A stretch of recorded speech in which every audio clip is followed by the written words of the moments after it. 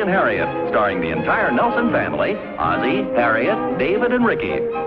Here is Ozzie, who plays the part of Ozzie Nelson. And, of course, his lovely wife, Harriet, as Harriet Nelson. The older of the Nelson boys, David, appears as David Nelson. And his younger brother, the irrepressible Ricky, played by Ricky Nelson. The Nelsons' next-door neighbor, Thorny, is played by DeFore.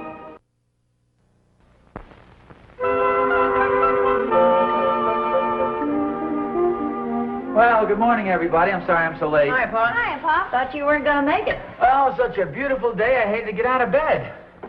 Any breakfast left? Well, I think so. I'll get your coffee. There's some toast right there in the... Well, now, that's funny. There was a whole plate of toast there, and a whole dish of strawberry jam, too. Where'd that disappear to? Maybe excuse, Mom, I'm full. I think you better stay right there and drink your milk. That's okay. All I want is a cup of coffee. And the newspaper, if I can find it. Oh, it's over there on the table, Pop. Oh.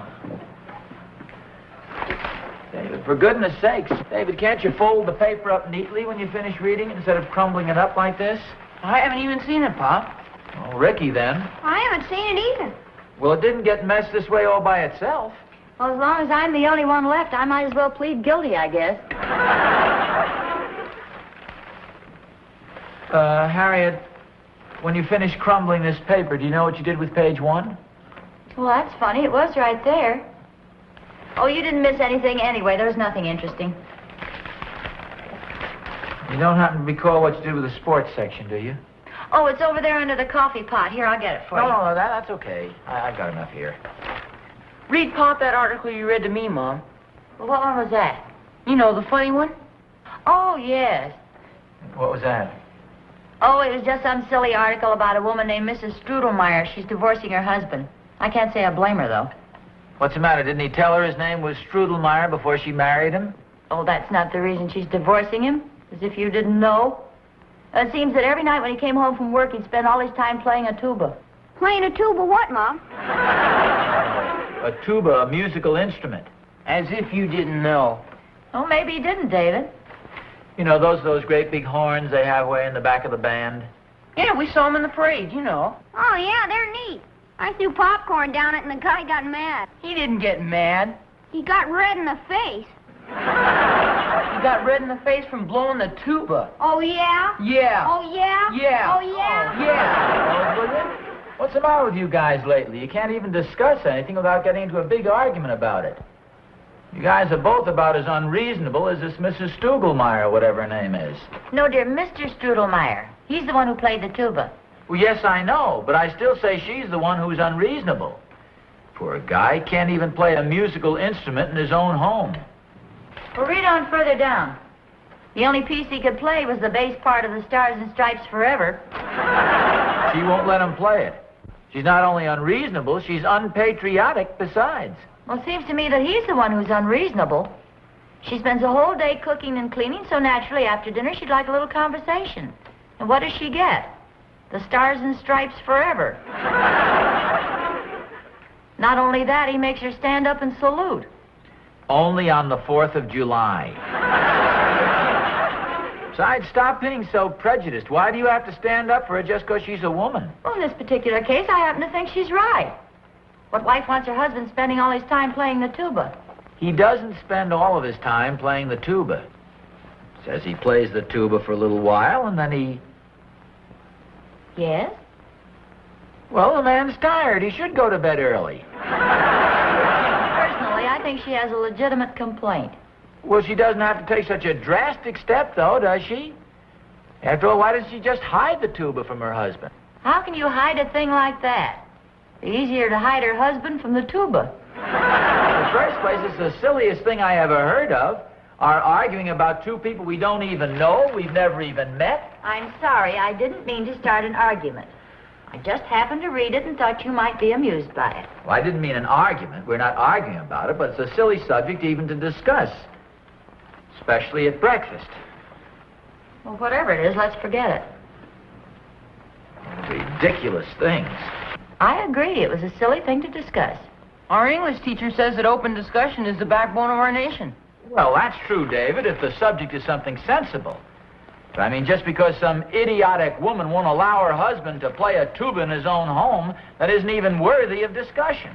Well, now, how can you say she's an idiotic woman? You don't even know her. Well, there's an old legal term, Harriet, res ipsa loquitur. The thing speaks for itself. Yes, and when it's a tuba, it speaks in very low tones. Ricky, what are you doing? I make 'em believe I'm playing the tuba. Stop it. You look silly. I'll bet that Mr. Studelmeyer sure looks silly. Now, wait a minute, David. How can you sit there and make a statement like that? You've never even seen the man. There's an old legal term. Raise up the locomotive. If you two guys are finished, why don't you go outside and shoot some baskets or something? Heck, I want to stay in here and listen to the argument. Me too. Well, in the first place, there was no argument. And in the second place, it's all over. Who won? Ricky, stop trying to be funny. Heck, who's trying to be funny? You are, and stop it. You've heard your father say so many times there's no such thing as a child comedian. This coffee is probably stone cold by now. Oh, don't drink that. I'll get you some more. They had some neat stuff on television last night, Dad. Oh, yeah, really swell. What was that? It was a wrestling match. This one guy kept gouging this other guy's eye with his thumb and grinding his heel in his face. Sounds like excellent entertainment. Yeah, they had the dumbest referee, too. Everybody could see it but him. You don't want to take that stuff seriously, Ricky. Was there anything else to look at? Oh, yeah, they had a murder story on. Oh, yeah, that was really good. This man and his wife had an argument, and she poisoned him. She put poison in his coffee. He took one gulp and fell right over dead. Here's your coffee, dear. Drink it while it's hot.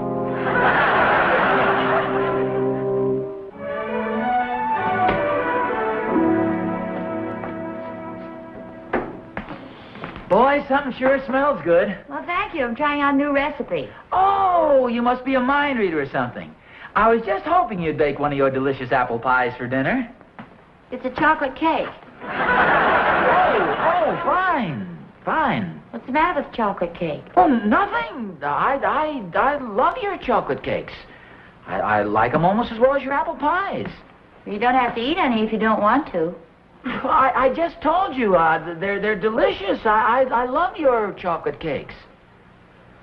What else are we having for dinner? Meatloaf? Oh, fine. Would you rather have something else? No, that sounds like a very nice menu, very tasty. Chocolate cake and a pot roast? Meatloaf.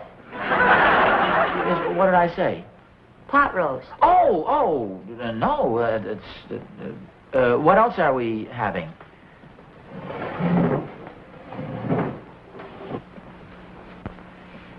Potatoes. Now, don't tell me, some of your marvelous mashed potatoes? Baked potatoes. Baked potatoes! What a coincidence! I was just hoping you were going to say baked potatoes. Then why did you say mashed potatoes? What else are we having? I'm not sure now if you're going to get any dinner.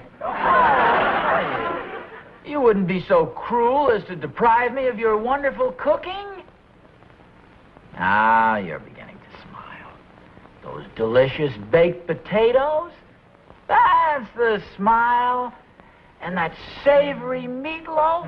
That's the nice big smile. And that terrific apple pie? That's... I meant the chocolate cake. I don't know why I said that. Honest, I did, sweetheart. Darling? Master?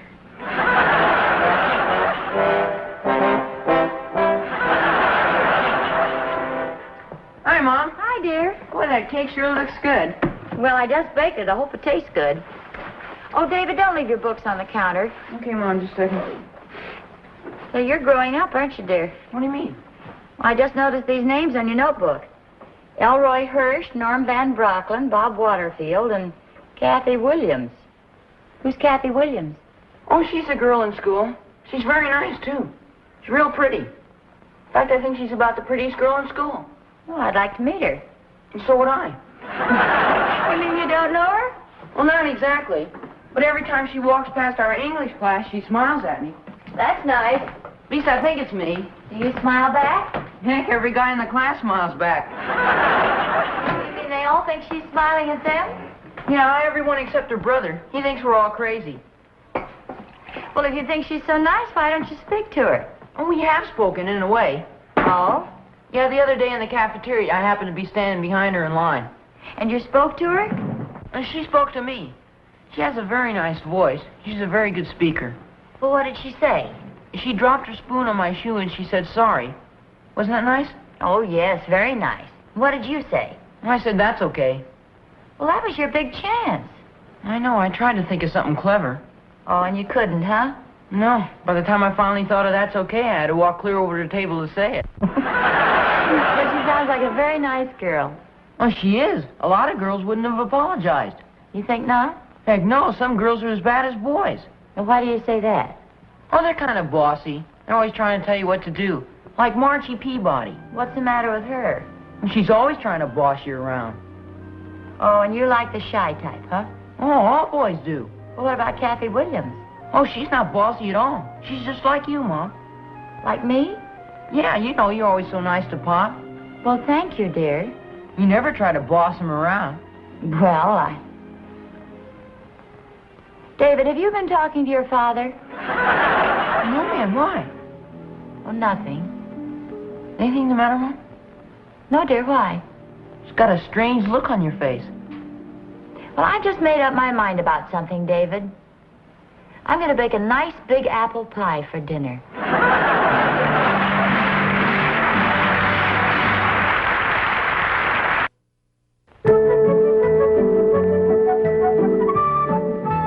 See, here's how the discussion started. This woman, an unreasonable person, Mrs. Strudelmeyer, refused to allow her poor husband to play a tuba in his own home.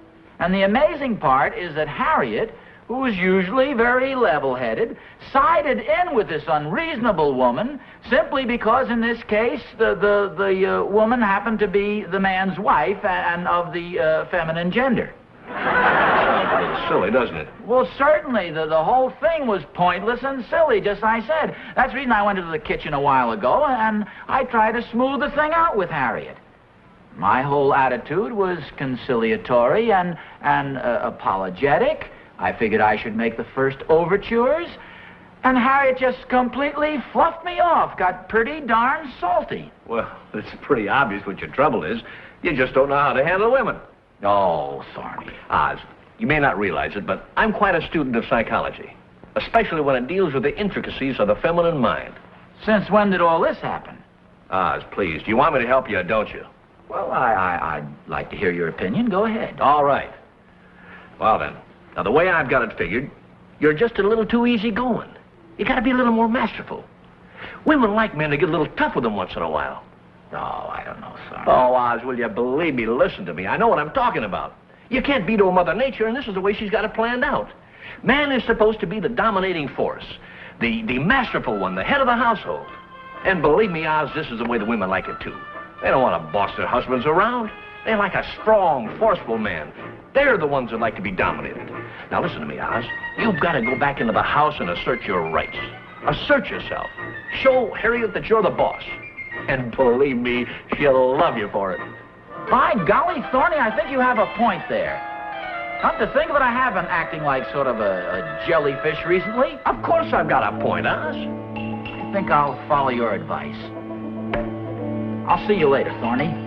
Okay, Jelly. Oz.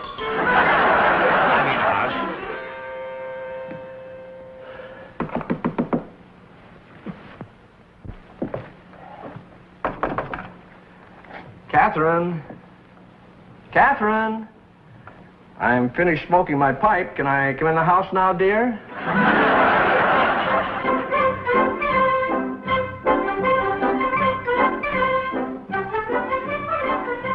Oh, hiya, Block. Hello, my boy. What's that? I said, hello, my boy. It's me, your son, Ricky. Yes, I know it is, Ricky. It's just that things have been entirely too informal around here, and I think we might as well start rectifying it by you boys calling me something a little more dignified than Pop. Well, what should we call you? Was there anything wrong with Father? I think so. He's sure acting funny, boy. Ricky, you're probably a little too young to understand this. But nature and tradition have fashioned a certain pattern that we're supposed to follow. And that is that the husband and the father is the head of the household, the master of the house. In other words, to put it very bluntly, I'm the boss around here. Oh, I know you are, Pa. You do? How do you know? Because Mom said you were the boss. And whatever Mom says goes. Well, from now on, what I say goes. I mean, what's that delightful odor coming from the kitchen? Mom's cooking an apple pie. Oh, an apple pie for dinner, eh? What's this pillow doing here on the couch? Mom said you might want to rest before dinner. Oh, trying to soften me up, eh? Well, as I was saying, from now on... Oh, boy. I think it's gravy or something. It sure smells delicious. Mom's cooking some mashed potatoes for dinner. Oh. Your mother's just trying to confuse me. And it's not gonna work, and she knows darn well it is. Come on, Rick, get washed up for dinner. Okay, Mom. Hello, dear. Oh, Harriet, what the heck is going on around here? Well, nothing's going on. Well, I mean, for one thing, what's the idea of the pillow on the couch? Well, the master of the house should have some rest. The head of the family needs a little relaxation. Oh, Ricky said it was for me. Well, it is. Aren't you the master of the house? Who, me? Yes, you. Oh, yes, of course. When will dinner be ready, woman? When would you like to have it? 15 minutes? 15 minutes.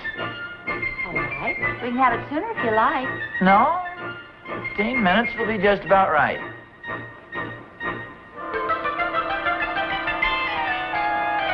More, I don't think I'll wear any necktie for dinner tonight. Yes, sir. I don't think I'll wear a coat either.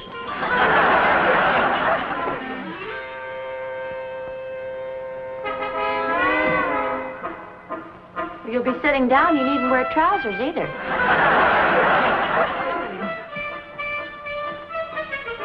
I think I'll relax and read the paper for a while. Oh, wait a minute. I'll get it for you. No, that's all right. I can get it. Well, I'll get you slippers. No, please don't. I'd rather just stretch right out here with my shoes on the couch. Is there anything I can get for you? Not a thing, thank you. Let's see, where's the financial page?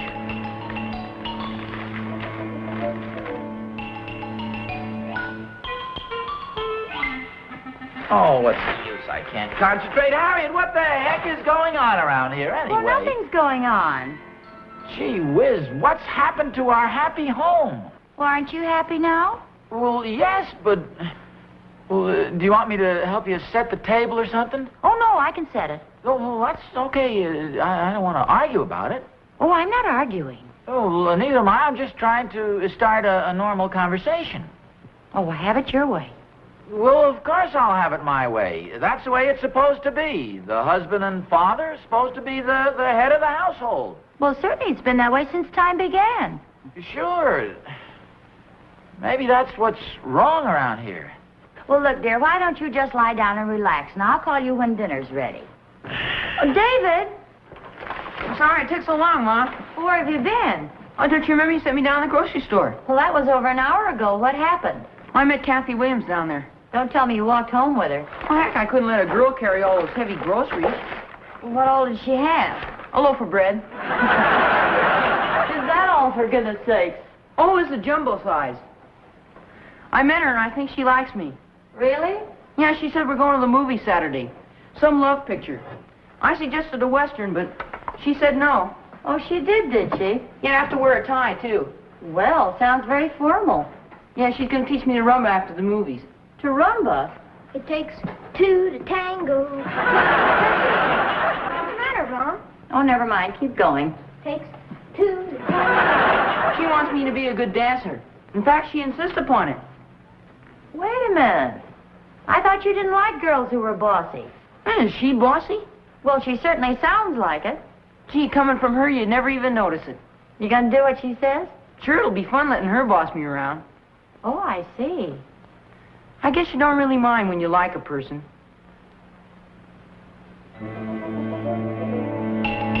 Excuse me a minute, David. Ozzie? Ozzie? Get your feet off the couch and come in here and help me set the table.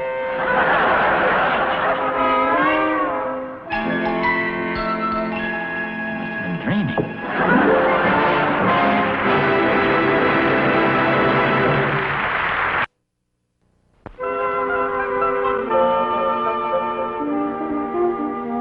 You know, Harriet, the more I think about this Strudelmeyer case, the more I'm definitely convinced that he was wrong. Now, you know, it's funny you should say that, because the more I think about it, the more I'm convinced that she was to blame. Poor man. Why shouldn't he play the tuba in his own home? Now, you're just saying that to be diplomatic. I appreciate it, but it was definitely his fault. No, I really mean it. The wife is very inconsiderate. All right, then, it was the wife's fault. We're agreed on that, so let's drop the subject. Do you really think it was her fault? Well, of course not. I just don't want any arguments. Because secretly I think it was his fault. Hey, look at this article in the paper. Harriet, the Strudelmeyers have buried the hatchet.